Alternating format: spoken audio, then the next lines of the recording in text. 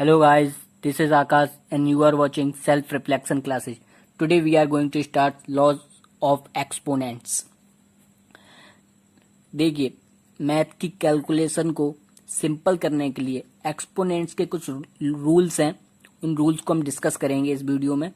चलिए तो देखते हैं क्या है. देखिए, आपका ये जो नंबर लिखा है x raise to the power n, ये आपका एक नंबर लिखा है. ये एक्सपोनेंट फॉर्म में लिखा है. देखिए, जो x होता है आपका, x हो या जो y raise to the power m हो, x एंड y ये दोनों आपके क्या कहलाते हैं? बेस. ये दोनों क्या कहलाते हैं? बेस. और बेस को हिंदी में क्या बोलते हैं? आधार. ये दोनों आपके आधार कहलाते हैं. एंड जो पावर्स हैं यानी m और n, ये आपकी पावर्स कहलाती हैं. क्या कहलाती हैं? पावर. घातांक. हिंदी में क्या बोलते हैं हम? घातांक. तो आई होप समझ में आया होगा. अब ये नंबर कैसे है इसको हम इधर समझते हैं. देखिए, इधर क्या लिखा है आपका? 2 रेज़ टू द पावर 3 लिखा है. इसका मीनिंग क्या है? इसका मीनिंग क्या है? इस एक्सपोनेंट फॉर्म का मीनिंग क्या है? 2 रेज़ टू द पावर 3 का मीनिंग है आपका, जो 2 है उसका 3 बार हमें मल्टीप्लाई करना है. 2 का 3 टाइम्स मल्टीप्लाई कर दीजिए. 2 मल्टीप्लाई 2 मल्टीप्लाई 2, 3 बार कर दिया. 3 टाइम्स मल्टीप्लाई कर दिया. मल्टीप्लाई करने के बाद आया क्या? 2 2 जा 4, 4 2 जा 8, 8 नंबर आ गया. तो ये जो लिखा था आपका, ये सेम नंबर ही तो है. 8 को हम इस फॉर्म में लिख सकते हैं ना. तो ये नंबर को हम एक्सपोनेंट फॉर्म में लिख देते हैं. समझ में आ रहा है? आई होप आपको समझ में आ चुका होगा. तो नेक्स्ट स्टेप देखते हैं क्या है. इसके कुछ रूल्स हैं, उन्हें समझेंगे. सबसे इंपॉर्टेंट बात, इफ, सबसे इंपॉर्टेंट, यदि x एंड y जो एक्सपोनेंट्स फॉर्म है, इसमें x और y आपके रेशनल नंबर होने चाहिए. क्या होने चाहिए? Rational number. रेशनल नंबर को बिलोंग करने चाहिए. बट लेकिन x और y ये दोनों ही आपके जीरो के इक्वल नहीं होंगे. देखिए, जीरो भी आपका रेशनल नंबर होता है. रेशनल यानी परिमेय संख्या, लेकिन जीरो नहीं होना चाहिए. और लेकिन और सभी परिमेय संख्याएं हो सकती हैं जीरो को छोड़कर. और m और n जो पावर्स थी, ये आपके बेस थे. एंड m और n क्या थी? आपकी पावर्स. पावर्स आपकी क्या होनी चाहिए? इंटीजर से बिलोंग करनी चाहिए. इंटीजर को बिलोंग करनी चाहिए. इंटीजर होनी चाहिए. ठीक. तो देखते हैं, अब हम रूल्स को अच्छी तरह डिस्कस करेंगे. रूल्स जिससे कि आपकी कैलकुलेशन को सिंपल किया जा सके. चलिए अब 1 by 1 step by step rule को पढ़ते हैं. चलिए, फर्स्ट रूल क्या है उसे देखते हैं. x raise to the power m multiply y raise to the power m. देखिए आपको क्या है, इधर क्या दिख रहा है? m जो पावर है वो आपकी सेम है, और जो बेस है आपके वो क्या है? डिफरेंट है. तो जब पावर सेम और बेस डिफरेंट हो, तो आप जो बेस है उनका मल्टीप्लाई कर दीजिए, और होल की जो पावर है वो m आप लगा दीजिए. तो हम इसे बोल सकते हैं x मल्टीप्लाई वाई होल की पावर m. फिर x मल्टीप्लाई वाई होल की पावर कितनी हो गई? m. इस पूरे पे पावर आप m चढ़ा सकते हैं. आई होप आपको समझ में आया होगा. देखिए, एग्जाम्पल से चीजें क्लियर हो जाएंगी. मैं एग्जाम्पल भी साथ में लिख देता हूँ. चलिए देखते हैं, फर्स्ट एग्जाम्पल देखते हैं इसका. अगर मैं एग्जाम्पल की बात करूं, आप अपने मन से कोई भी नंबर लीजिए. x यानी कि कोई नंबर, रेशनल नंबर ले लीजिए कोई भी. मैं 2 ले रहा हूं. कितना ले रहा? 2. और आपका जो पावर है वो आप कोई भी इंटीजर ले लीजिए. 3 ले लिया मान लीजिए मैंने. मल्टीप्लाई y, दूसरा नंबर कोई लीजिए आप. y क्या है? डिफरेंट है ना, बेस अब दूसरा लेगा. 3 ले लीजिए, और पावर कितनी रहेगी आपकी? m तो सेम है ना जो हमने ली थी, तो m सेम रखिए. देन आप लिखिए. तो इसको, ये जो फॉर्म है इसको हम कैसे लिख सकते हैं? देखिए, इसको हम, और मतलब अगर हम एक्सपेंड करें 2 मल्टीप्लाई 3 बार, और 3 का मल्टीप्लाई भी 3 बार, तो कैलकुलेशन बड़ी होगी ना. उस कैलकुलेशन को, इस कैलकुलेशन को शॉर्ट करने के लिए, सिंपल करने के लिए हम रूल्स अप्लाई कर सकते हैं. आंसर सेम आएगा. देखिए हम क्या कर सकते हैं. तो 2 मल्टीप्लाई 3, इनकी होल पावर कितनी हो गई? 3. समझ में आया? या तो हम इसे एक्सपेंड करके लिखें 2 मल्टीप्लाई 2 मल्टीप्लाई 2 3 बार, फिर मल्टीप्लाई 3 मल्टीप्लाई 3 मल्टीप्लाई 3 3 बार, 3 टाइम्स भी लिखें. फिर जाके हम मल्टीप्लाई करें सभी का, तब भी जो रिजल्ट आएगा हमारा सेम आएगा. तो 2 मल्टीप्लाई हमने मतलब रूल लगा दिया, तो देखिए कैलकुलेशन कितनी सिंपल हो गई, 2 मल्टीप्लाई 3 यानी कि 2 3 जा 6 की पावर कितनी है 3। तो इसको अब हम लिखेंगे तो इसका कितना आएगा आंसर, तो ये आपका 6 का क्यू बन गया यानी कि 200 160 आ गया आंसर।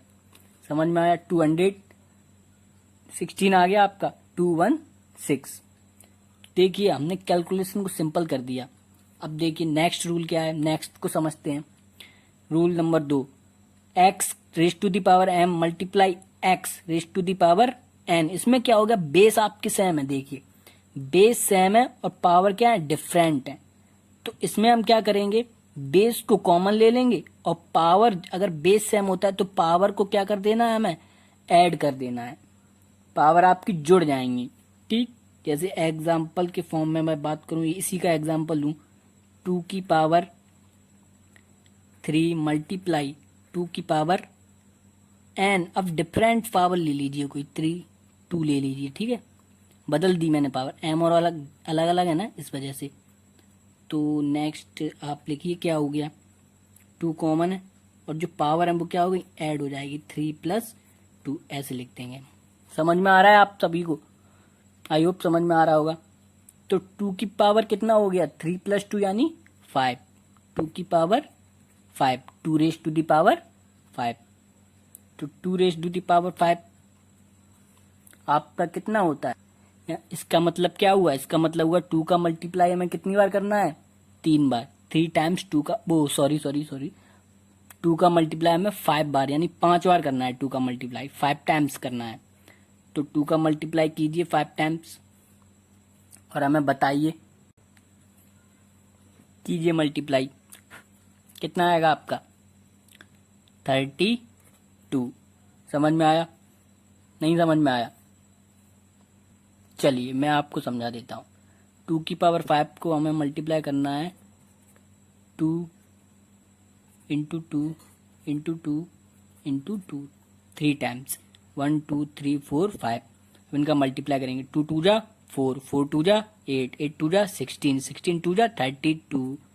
देखो कितना आया 32, 2 raise to the power equal 32। समझ में आया, आई होप समझ में आ गया होगा। नेक्स्ट रूल क्या है, x raise to the power m divide x raise to the power n। अब इधर मल्टीप्लाई वाले थे, इधर क्या आ गया डिवाइड। देखिए बेस सेम है और पावर क्या है आपकी डिफरेंट है। तो बेस सेम हो अगर पावर डिफरेंस हो तो हम क्या करेंगे, पावर डिफरेंस है और बेस सेम है तो बेस को क्या ले लेंगे हम, कॉमन, कॉमन ले लिया और पावर्स को इसमें क्या कर देंगे हम, माइनस कर देंगे। इसमें ऐड किया था, इसमें क्या कर देंगे हम माइनस। ये और ये समझ में आ रहे हैं ना। एग्जाम्पल के फॉर्म में अगर मैं आपको समझाऊं, 2 रेज टू पावर 3 डिवाइड लिखा है 2 रेज टू द पावर 2, तो कितना हुआ, 2 कॉमन आ गया, 3 माइनस 2। समझ में आ रहा है, समझते चलिए चीज़ों को। आंसर आ गया 2, 3 माइनस 2 यानी 1, तो 2 की पावर 1 यानी 2, 2 की पावर 1 यानी 2 का 1 बार मल्टीप्लाई यानी 2 का अकेला 1 ही है 2। ठीक, समझ में आ रहा है।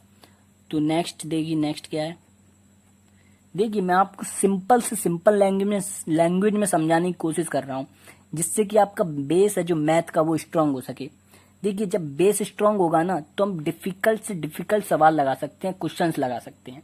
इसके बाद मैं स्टेप बाय स्टेप आपको क्वेश्चन लगवाऊंगा, पहले बेस स्ट्रांग करते हैं। ठीक, समझते चलिए चीज़ों को। एक्स की पावर m और देन डिवाइड है, ये मतलब क्या है डिवाइड वाई की पावर m। तो इसको क्या होगा, इसमें भी जिस मल्टीप्लाई की तरह है, देखिए सेम है ना मल्टीप्लाई की तरह। तो x raise to the power m divide y raise to the power m, क्या हुआ एक्स डिवाइड वाई जब हम कर देंगे तो इस पूरे होल की पावर कितनी हो जाएगी, जो कॉमन है पावर, इधर पावर क्या है कॉमन, जैसे कि 2 3 डिवाइड 3 और 3, पावर को हमने क्या कर दिया सेम और बेस जो है वो क्या है आपके अलग अलग। तो कितना हुआ, इसको ऐसे लिख सकते हैं, समझ में आया, ऐसे लिख सकते हैं। इसका मल्टीप्लाई कर दीजिए, पॉइंट में आएगा। ठीक है, ये आप खुद से करेंगे। ठीक, मतलब इधर तक भी आपका सही है।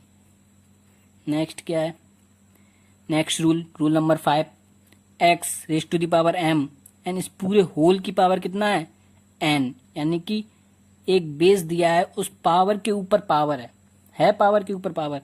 तो जब भी पावर के ऊपर पावर होती है यानी कि होल है, तो हम क्या करेंगे, जब होल का साइन हटा देंगे तो एक्स मल्टीप्लाई हो जाएगा, जो पावर्स हैं आपकी डिफरेंस उनका क्या हो जाएगा आपस में मल्टीप्लाई। देखिए इधर 2 लिखा है, पावर में 3 है एंड होल पावर में कितना है 2, तो हम इसे क्या लिखेंगे, बेस को 2 लिखा रहने देंगे और जो पावर्स है उनका आपस में क्या कर देंगे मल्टीप्लाई। तो कितना हुआ 2, पावर्स में 3 2 जा 6, तो 2 का अब हमें 6 बार मल्टीप्लाई करना है, कीजिए। देखिए इधर 32 था, 5 बार, अगर एक 2 और जोड़ दिया तो कितना हो जाएगा 64, 2 रेज टू द पावर 6 यानी 64 आंसर आ गया, ये नंबर आ गया। देखिए कितनी शॉर्ट यानी कितनी जल्दी डायरेक्ट हम निकाल सकते हैं रूल्स के थ्रू।